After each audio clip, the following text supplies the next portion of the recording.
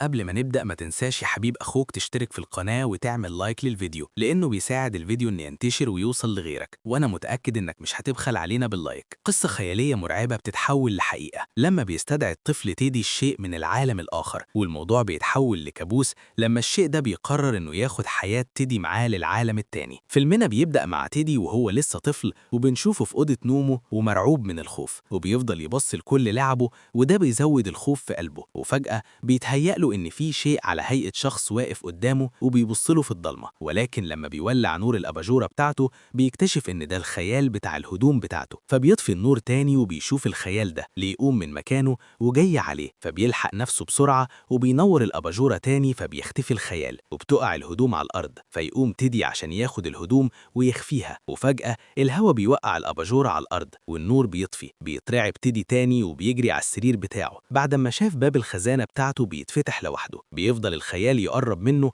وبيكون تيدي مرعوب جدا وبيحاول الخيال انه يشيل الغطا من عليه، ولكن بيطلع في الاخر والده وبيسأله عن صحيانه الوقت متأخر كده، فبيقول له تيدي انه بيشوف خيال شخص معاه في الأوضة بيتحرك هو اللي مخليه قلقان كده، فبيرد عليه والده وبيقول له دي مجرد قصة خيالية اللي انا قريتها لك ومش حقيقية، والدليل ان مفيش حد هنا معاك دلوقتي ولا تحت السرير ولا في الخزانة. وفجأة بيتقفل باب الخزانة على كده، وبعد شوية بنشوف والد تيدي والشيه اللي في الخزانة ده بيخلص عليه، وبعدها بيسحبه تاني جوه الخزانة، وبننتقل بالزمن ل 15 سنة لقدام وبنشوف تيدي في حفلة مع أصدقائه، وبنشوف صديقته جيسيكا وهم بيتفقوا على إنه هيزورهم في البيت قريب، وبيسيبها عشان يدخل الأوضة وياخد حاجته ويمشي، وفجأة بيشوف باب الخزانة مفتوح فبيقف يتسمر مكانه وهو بيبص عليها، وبتدخل جيسيكا عليه في الأوضة وبتشوفه على الوضع ده، فبتقول له أنت مش قلت إن موضوع الخزانة دي تهيؤات؟ فبيقول لها إنه سرح شوية مش أكتر. وأثناء رجوعه للبيت من الحفلة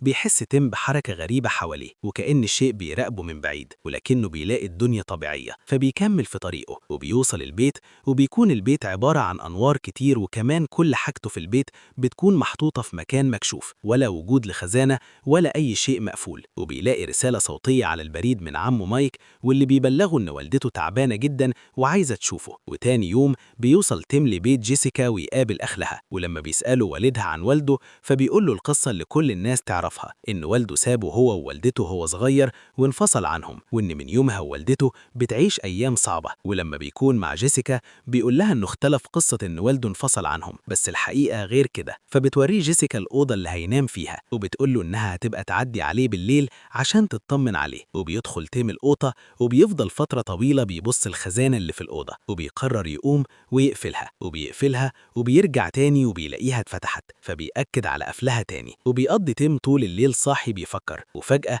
البيب بيتفتح فبيفتكرها وبيطفي النور وبيعمل نفسه نايم، ولما بيقرب منها فجأة وبتطلع والدته وبتقوله لحد امتى هتفضل هربان، لازم تواجه مصيرك. وبعدها بيفوق وبيشوف جيسيكا هي اللي بتفوقه، فبيقول لها انه شاف حلم وكان فيه والدته ولازم يمشي عشان يطمن عليها. وفجأة تليفونه بيرن وبيكون عمه مايك وبيبلغه إن والدته توفت، فبيتصدم مايك إنه ما شافهاش قبل ما تموت. وتاني يوم بيكون وصل تيم المدينة وبيقابل الدكتورة النفسية اللي كانت بتعالجه وهو صغير بعد اللي حصل معاه نتيجة اختفاء والده، وبنعرف إن والدته بقالها سنة أكتر بتتعالج في المستشفى قبل ما تتوفي اليوم، وبيبلغ الدكتورة بتاعته إنه لازم يمر على بيت والدته الليلة عشان هياخد شوية أوراق من هناك، وبتنصحه الدكتورة إنه ما يعملش كده عشان حالته ما تسوأش تاني. وبيجي استدعاء للدكتورة وبتستأذن تيم وبتمشي، وبيسمع تيم صوت طفلة بتصرخ وبيجري عليها عشان يلحقها، لكنها بتكون في حالة انهيار وبتصرخ من الرعب وبتشاور بإيدها ناحية السقف، وبيفهم تيم اللي بيحصل مع الطفلة دي وإيه اللي شافته خلاها تبقى كده. بيتصدم تيم وبيحس إن الشيء ده هو نفسه اللي أخد والده. بيحضر تايم جنازة والدته وبيرمي الورود عليها، ويلاحظ تايم وجود طفلة في المقابر بتتابعه من بعيد. بيقابل عمه مايك وبيقول له إنه هيقضي الليلة في البيت وتاني يوم هيمشي. وفي طريقه للبيت فجأة بيخبط طائر في إزاز العربية وبيخليه يفقد السيطرة على العربية، وفجأة بيظهر قدامه عربية أكبر ولكنه نجح إنه يتفادى الاصطدام بيها، وبيقف على جنب عشان يشيل ما تبقي من جسم الطائر. ولما بيوصل البيت وأول ما بتدخل من الباب بيبدأ بيسترجع ذكرياته في البيت، وبيفتكر يوم ما والدته عنفت والده عشان كان بيحكي له قصة رجل الخزانة، وبتقول له إن تيم بقى في الحالة دي بسببه. وبيسمعهم الطفل تيم وبنشوفه بيطلع على فوق لأوضته وبيطلع وراه تيم الكبير وبيقرب من باب أوضته، وقبل ما يفتحه بيشوف رؤية بتجزعه، وبيسمع صوت حد بيستغيث بره البيت، وبتطلع بنت واسمها كيتي، وبنعرف إنها تبقى صديقة تيم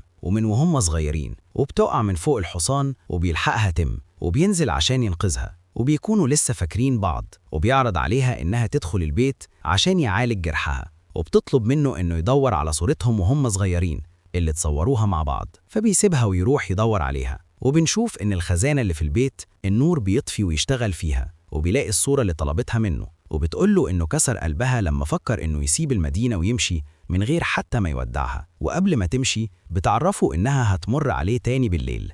وبعد ما بتمشي كيتي بيشوف تيم النور بتاع الخزانة بيرجع تاني يشتغل ويطفي، وبيستمر على كده لحد ما بيقرب تيم من الخزانة وبيفتحها، وبيلاقي اللمبة هي اللي فيها مشكلة، فبيصلحها تيم وبيشوف اللعبة بتاعته فوق الدرج، وأثناء ما بيلعب بيتقفل الباب عليها، فبيخبط اللمبة، وساعتها ما بيعرفش يسيطر على نفسه ولا على حركته لحد ما بيقدر يفتح الباب ويخرج، وكل حاجة بترجع لطبيعتها تاني. بعد شوية بنشوف تيم واقف بره البيت وبيسمع صوت جاي من البيت اللي جنبه، فبيقرر تيم إنه يدخل البيت، وبيكون شكله مهجور، لكن بنشوف بنت بتكون مستخبية فيه، وبتكون هي نفسها البنت اللي شافها في المقابر، وبيكون اسمها فراني، وبيسألها تيم عن سبب وجودها هنا، فبتقوله إنها بتراقبه عشان عايزة تسأله سؤال، وبتكمل كلامها فراني وبتقوله هو فعلا والدك أخده رجل الخزانة، فبيحاول يطمنها تيم وبيقول لها إن رجل الخزانة ده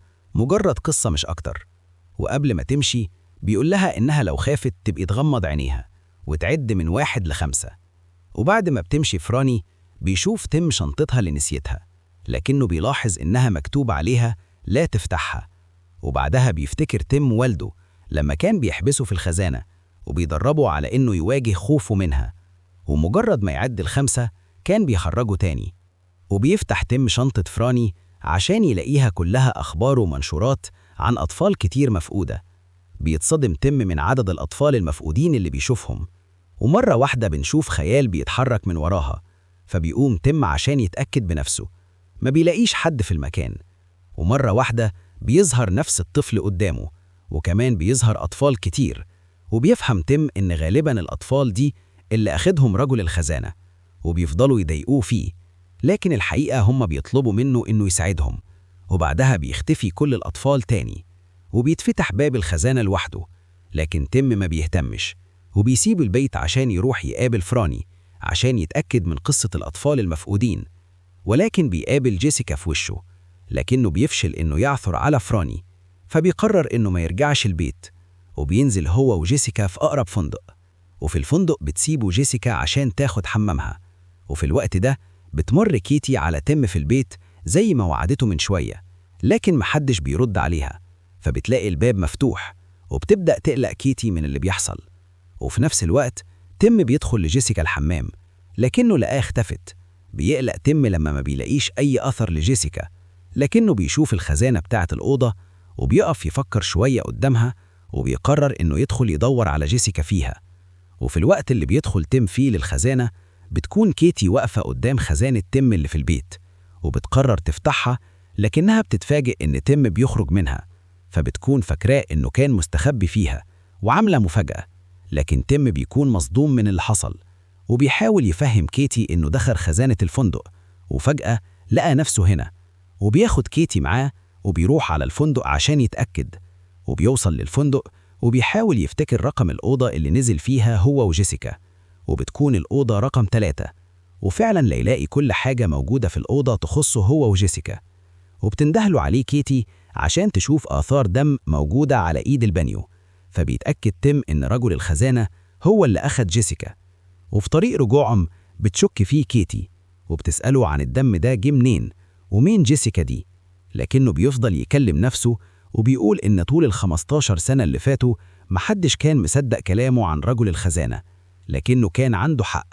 وبيوصل لبيت كيتي، وقبل ما يمشي بيشوف شخص بيتحرك بسرعة في الدور اللي فوق، وبيجري على كيتي وبيخبط عليها، وبيطلب منها إنها تخرج من البيت لأن رجل الفزاعة هنا. فبتخرج كيتي من البيت وبتتهمه بالجنون ومفيش حاجة اسمها كده، وإن اللي فوق ده والدها وكان لسه قافل معاها السكة حالا. وتسيبه وتمشي. وبيرجع تيم للبيت وبيقابل فراني عند البيت وبيقول لها إنه كذب عليها بخصوص قصة رجل الفزاعة وإنه موجود فعلا. فبترد عليه وبتقول له أنا عارفة، وبيقول لها إن رجل الفزاعة أخد والده وصديقته وهياخد أي حد قريب منه، وبيطلب منها تساعده إنهم يقضوا عليه. وبعدها بتاخده على البيت بتاعها. وفي الوقت ده بتطلب كيتي من مايك إنه يعدي على تيم يطمن عليه عشان حالته كانت صعبة النهاردة. وبتقفل تليفونها مع مايك، وبعدها بتسمع صوت من بره جاي من بره وبتسأل إذا كان ده والدها ولا لأ. وبنروح لتيم اللي بيقول لفراني إنه فتح شنطتها وعرف بالأطفال المفقودة، وبيقول إنها بيشك إن رجل الفزاعة هو اللي أخدهم. وبيوصلوا لبيت فراني وبيكون بيت مهجور وشكله غريب. وبتقول له فراني إنه والدها كان بيعرف رجل الفزاعة كويس وحاول يساعدها، وحاول كمان يفهم نقطة ضعفه إيه، لدرجة إنه كان بيقفل كل المداخل اللي ما كان بيجي منها رجل الفزاعة، وربط نفسه في الكرسي وكان يستناه يخرج من الخزانة. وبعدها بتتحرك فراني عشان نكتشف إن في شباك وحيد نسي يقفله، وده هو اللي دخل منه رجل الفزاعة. وبعدها بنشوف صورة لفراني على الحيطة ومكتوب عليها مفقودة، وبنفهم إن فراني كده طلع سراب ومصيره كان نفس مصير الباقيين. وبتقوله إنه لازم يرجع للبيت لأنه بدأ يظهر من هناك، وهناك هتقدر تقضي عليه. وبتختفي فراني من المكان. وبيوصل مايك عشان يطمن على تيم لكنه ما بيلاقيهوش. وبعد شوية بيوصل تيم وبيشوف عربية مايك وبيتحرك بسرعة على البيت، ولما ما بيلاقيش أي أثر ليه بيعرف إن رجل الفزاعة أخده. وبيقفل تيم البيت كله زي ما عمل والد فراني، وبيقف يستناه قدام الخزانة. ولكن مرة واحدة بيلاقي المسامير بتتفك من مكانها وبتقع على الأرض، وفجأة الخشب كله بيطير في الهواء اللي كان مركبه على الشبابيك والأبواب. فبيرجع يقعد على الكرسي قدام الخزانة. وهنا بتظهر فراني وبتقوله إنه في انتظارك جوه. وبيدخل الخزانة مايك، وفجأة بيلاقي نفسه تحت السرير في الفندق عشان يدخل الحمام. وهنا بنشوف اللي حصل مع جيسيكا بعد ما المية لونها بيسود، وفجأة بتخرج منها جيسيكا. وبيحاول تيم يدور عليها لكن رجل الفزاعة بيظهر وبيضرب مايك وبيقع على الأرض وراسه بتتعور. وبياخدها ويدخل الخزانة وبيحاول يقوم مايك من الأرض فبيسند على البانيو. وهنا بنعرف إن آثار الدم دي تخص تيم. وبيدخل الخزانة وراه وبيخرج في بيته عشان يعرف تاني إيه اللي حصل مع عمه مايك. وبيتفاجئ لما بيشوف عمه بيحاول يضرب عليه، لكنه الحقيقة كان بيحاول يضرب رجل الفزاعة، لكنه بيسحبه عليه وبيحاول يخنقه. وبيحاول تيم يخلص عمه لكنه بيفشل، وبياخده رجل الفزاعة وبيدخل وراه الخزانة. وبيخرج من الناحية التانية عند كيتي عشان يشوف اللي حصل ليها. والصوت اللي عمله تيم لما فتح الباب بتاع الخزانة هو ده الصوت اللي كانت كيتي بتسأل عليه من شوية. ولما بيتحرك تيم عليها بيشوف رجل الفزاعة جاي عليها، لكن بيقدر كيتي إنه يلحق تيم قبل ما ياخدها رجل الفزاعة. وبيدخل جوه الأوضة وبيحاول يدخل الخزانة عشان يخرج من الناحية التانية ويكون في أوضته، لكن بتتسحب مرة واحدة كيتي لتحت السرير. وبيجري تيم عشان يلحقها، وبيتسحبوا الاتنين تحت السرير عشان يلاقوا نفسهم في أوضة تيم. وبيخرج بعدها رجل الفزاعة عليهم، وبيفتكر تيم كلام فراني لما كانت بتقوله إنه لازم يتخلص من الحاجات واللعب اللي خلت رجل الفزاعة يظهر في البيت. فبيعرف نقطة ضعفه وبيمسك المضرب، وأول ما بيظهر بيبدأ تيم يضرب اللعبة بتاعته لعبة، وفي كل مرة بيكسر لعبة بيبدأ يضعفه لحد ما بيوصل لآخر حاجة، لعبة واللي كان مخبيها في الدرج، وبيطلعها وبيكسرها. وبكده بيقدر تيم يقضي عليه وبيرجعه تاني مطرح ما جه. وبكده بيخلص فيلمنا. لو عجبك الفيديو ما تنساش تضغط لايك وتشترك في القناة. سلام.